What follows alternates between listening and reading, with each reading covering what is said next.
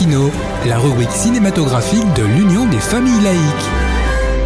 Avec Alain Defremont. Bonjour, vous êtes à l'écoute de Laïkino avec Alain et Frédéric, votre serviteur, pour la chronique cinématographique de l'UFAL. Bonjour Alain. Oui, bonjour à tous. Aujourd'hui, direction l'Asie, et plus particulièrement la Corée du Sud. Alain, pourquoi ce choix ? Parmi les pays d'Asie où le cinéma occupe une place importante dans le monde, le cinéma sud-coréen est parmi l'un des plus jeunes mais aussi le plus créatif. C'est un cinéma inventif qui n'hésite pas à revisiter les grands thèmes cinématographiques pour leur donner une originalité, une force indéniable. Et particulièrement le maître du cinéma coréen, Bong Joon-ho. Qui est-il ? Eh bien, c'est ce cinéaste et scénariste de 55 ans, un des plus importants de la scène internationale, selon moi, visite tous les thèmes, sait adopter tous les styles. Prenons le changement climatique et ses conséquences sur la biodiversité. Je ne suis pas sûr que la société sud-coréenne y soit très sensible, mais le maître du cinéma sud-coréen, Bong Joon-ho, nous propose 2 films sidérants, Le Transperce-Neige, histoire d'un train fou, dernier refuge de presque toute l'humanité suite à une glaciation provoquée par une entreprise ratée de géo-ingénierie qui a exterminé la vie sur la Terre. Et l'autre film, c'est The Host, qui nous raconte comment, à Séoul, la vie paisible d'une famille au bord du fleuve va être brusquement balayée le jour où un monstre aquatique, fruit de la pollution des eaux par l'armée américaine, surgit de la rivière et détruit tout sur son passage. Dans ces 2 films, croyez-moi, on reste cloué sur son fauteuil. Et le génie de ce cinéaste est de rendre universelles ses préoccupations climatiques.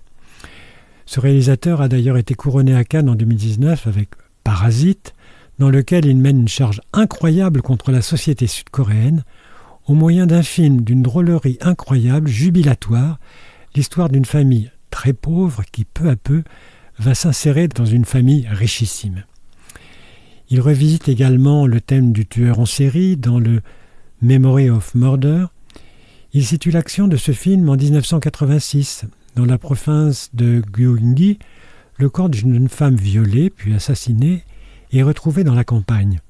2 mois plus tard, d'autres crimes similaires ont lieu. Dans un pays qui n'a jamais connu de telles atrocités, la rumeur d'actes commis par un tueur en série grandit de jour en jour et préfigure ainsi l'état du pays de nos jours. Mais il est aussi capable d'ancrer sa vision pessimiste de la société dans un superbe drame social, Mother. Une femme, veuve, vit avec son fils handicapé mental dans une petite ville de Corée du Sud où elle gagne péniblement sa vie en vendant des herbes médicinales. Lorsque le corps d'une jeune fille assassinée est découvert et que le fils devient le principal suspect, leur vie bascule. L'enquête semble bâclée et la mère va tout faire pour innocenter son fils. Dans une prochaine chronique, je vous présenterai d'autres réalisateurs de ce pays et qui a l'avantage, un petit peu comme en France, d'avoir su développer le cinéma grâce à du partenariat avec différents acteurs. Merci Alain. En attendant de nous retrouver, n'oubliez pas notre émission en balado-diffusion sur laicidad.ufal.org ainsi que sur notre site ufal.org.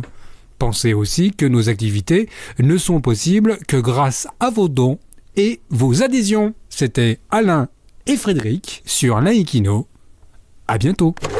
C'était Laïkino, la rubrique cinématographique de l'Union des familles laïques. Retrouvez toutes nos rubriques Laïkino et l'ensemble de nos balados-diffusions sur lufal.org.